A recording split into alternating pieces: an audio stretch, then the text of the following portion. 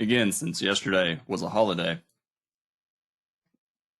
yesterday's bar will not be there. TradeStation will get rid of it sometime, either later today or during the overnight. So tomorrow, this bar should not be there. We had a tight bull channel on the daily chart. We came really close to reaching the 6,000 round number, and we ended up pulling back, testing the moving average. The rally was getting climactic, and it was facing resistance, the 6,000 round number. And because of that, the odds were that we would probably pull back and test the moving average sometime soon, which is what happened on Friday.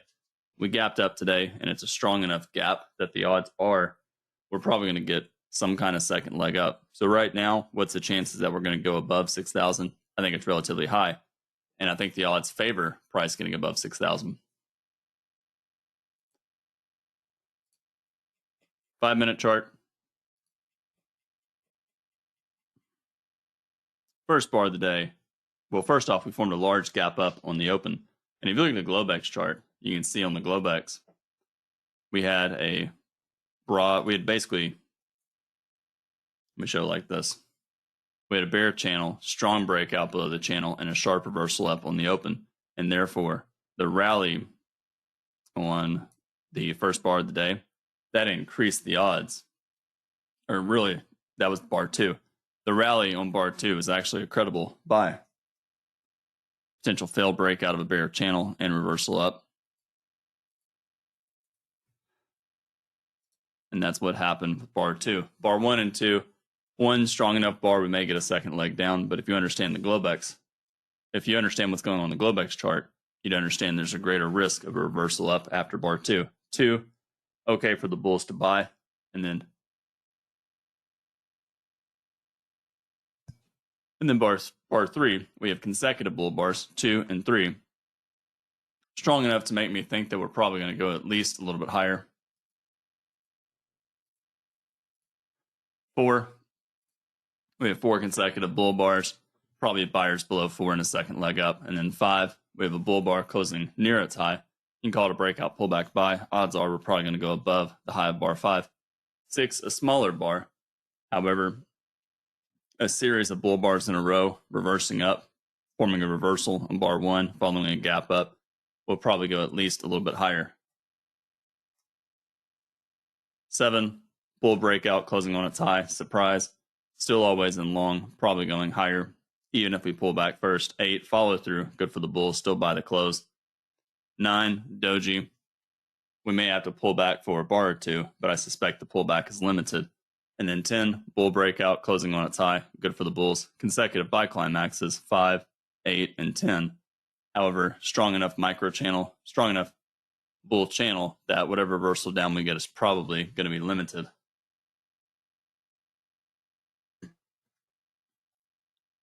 11, bull bar, closing near its midpoint. Probably going to pull back soon. But even if we do pull back, it's probably going to be sideways. This is a strong enough reversal up that the odds are whatever reversal down we get is going to be limited. 12, doji.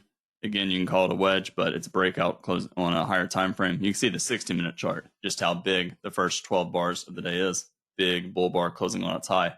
And therefore, we're probably in a minimum going to go above 12, even if we pull back first on even if we pull back first for on the next 6 bars. 13, bull bar closing on its high. Bull bar closing as an inside bar. Still, there might be sellers above, but I suspect there's buyers not far below, and therefore you can't sell. Pulling back on 14, but probably going to go higher. And then 15, bull bar, 16, doji. Looks like we're going to start to go sideways. Far from the moving average, and every bar that closes up here is dragging the moving average closer to the current price. What's the chances we reach the moving average? Well, there's probably a 99% chance we're going to reach the moving average. We may end up having to go sideways here in a tight trading range, and therefore we may not go straight down to the moving average. And that's why selling and scaling in higher is dangerous, because the market can continue to go higher and just drag the moving average up to the current price.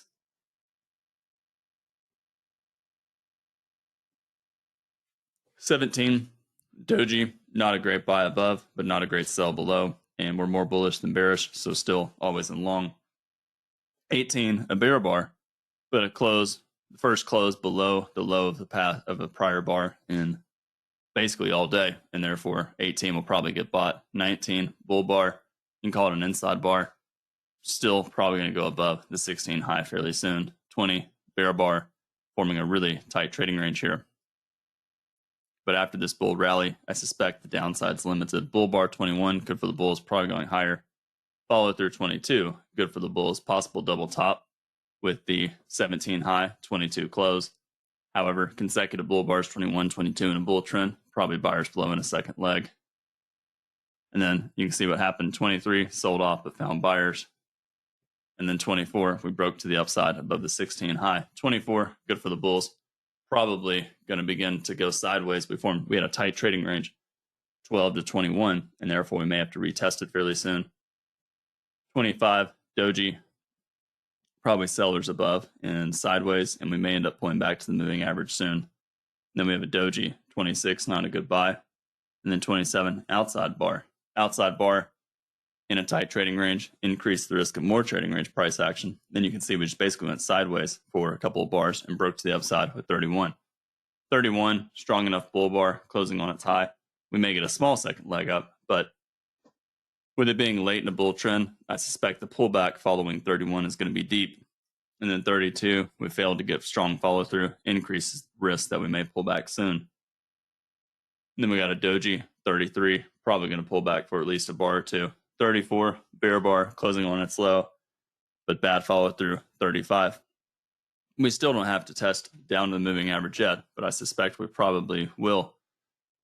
What about selling right here? I would not. This is not climactic enough, and we have a lot of open gaps, and therefore the market can still drift sideways to up. 36, bear bar closing on its low, but what's happened after every reversal bar so far today? We've quickly found buyers. So selling anywhere is really dangerous. 37, bull bar, not ideal. And you can see what happened with 38.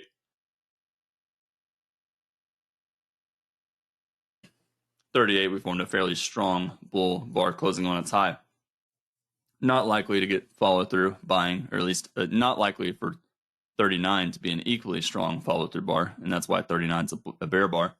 40 consecutive bear bars, 39, 40, probably going to get at least a small second leg down and test closer to the 38 low. And then not a good bull bar, 41, second leg down likely. And then we got 42. 42, minimum follow, that's the minimum expectation. It's a second leg down after 39 and 40. 43, reversal up, good for the bulls. We still probably will go a little bit lower, but I suspect we're probably not going. We may still go a little bit lower and get to the moving average, but we may just up forming a tight trading range here. We formed a lot of tight trading ranges so far today. Bull breakout, sideways, bull breakout, sideways, bull breakout, sideways, bull breakout. We may just go sideways.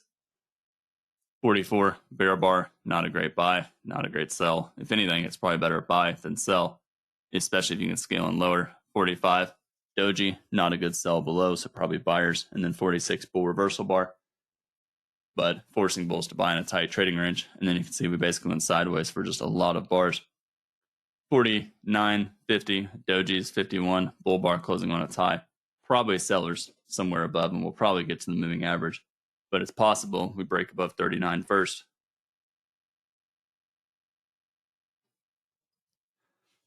52, 53, follow through for the bulls. Good for the bulls. Increases the odds we go a little bit higher. And then 54, good bull bar, but late in a bull trend, far from the moving average. This makes me think that we're probably going to have to pull back fairly soon. And therefore, as far as buying it, I think it's better to wait and buy closer to the moving average. 55, reversal bar, closing on its low. I think always in bulls get out below 55. Too much risk, bears will sell. But as far as selling it, you really bears haven't made really any money selling below bars all day. And therefore, selling is a little bit dangerous. Doji, 56, probably sellers above, bad high one. And then 57, follow through. But I suspect more traders taking profits above 57 than buying.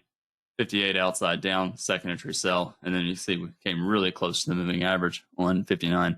60, low one short, probably buyers below and sideways. And then 63, we finally touched the moving average. And then we formed an inside bar.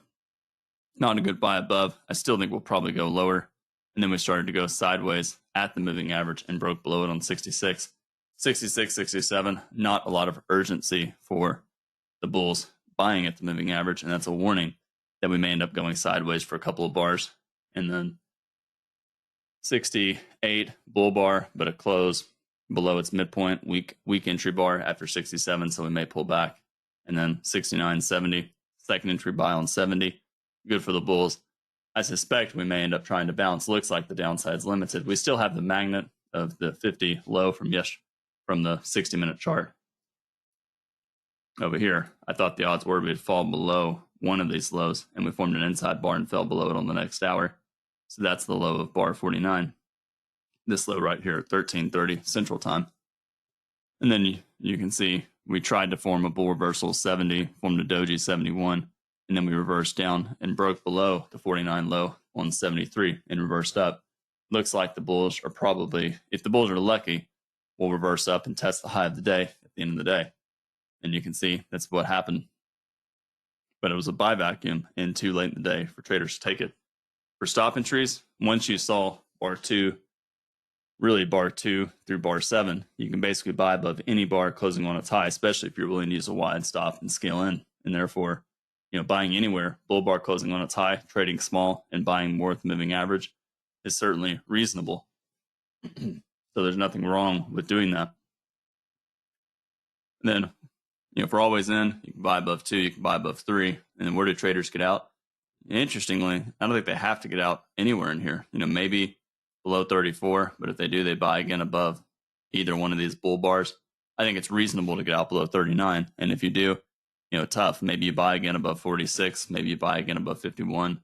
And if you do, you probably get out below 55, certainly 58. And then bears, I think it's tough for the bears to take that sell.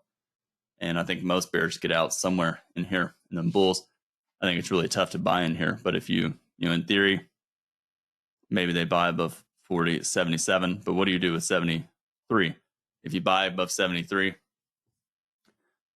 do you get out below the 73 low? You probably don't. The reality is you probably buy more below the 73 low.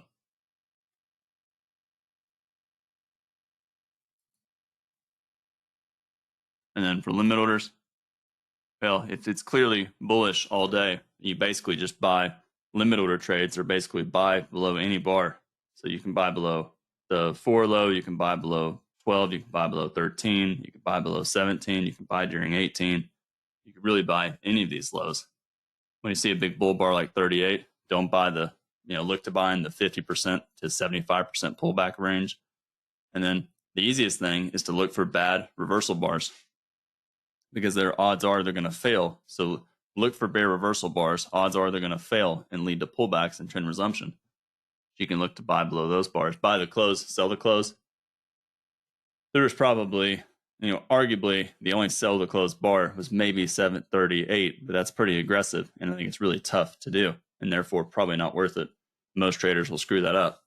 If you sell 38, it's easy to look at bar 7 and do the same thing on 7 and get trapped all the way up. So buy the close. You can argue buy the close bar 4, 5, 6, even buy the close 7, 8. Really buy the close anywhere in here. And same thing, if you can use wide stop and scale in, then it makes life a lot easier for a buy the close trader. And then through here, the channel, it's easier, instead of buying bull bars closing on their highs, it's easier to look to buy the pullbacks and buy reversal attempts to get a better price or a better entry price. But the reality is you can buy anywhere, especially if you're using wide stop and scaling in. Let me take a look at questions. Okay, do you recommend trading 6 hours per day to train for mental stamina in the future? We may or may not trade all day, but it will be easier to mentally trade when we come back to trade only the morning session. Yeah, so I think basically the question is, what do you recommend? Should a trader try and trade the full day? I think the reality is you definitely learn to build a stamina sitting there and watching a chart form all day.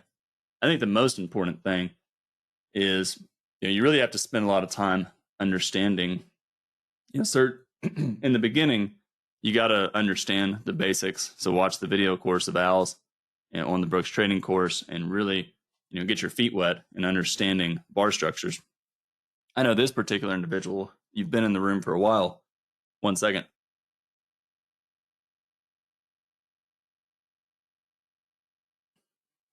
Anyways, you've been in the room for a while. And so for you, if I was to kind of prescribe something, what I would tell you is I think you really need to think through what it is you're looking to do. In other words, what's your setup? Are you looking to trade breakouts? Are you looking to trade second entries? And I would start with, bull trend days. So I would start by classifying I would start with a filter. What's a trend day? What's a trading range day? And the easiest one is to use the moving average. So if the market's above the moving average for a certain number of bars, it's trending. If it's overlapping, then it's a trading range. And then I would think about breakouts. And I would think about, how do I classify a breakout? Can I write a paint bar in TradeStation to color a paint bar? Can I write a paint bar algorithm, using ChatGPT to signal, can I take, let me say this differently.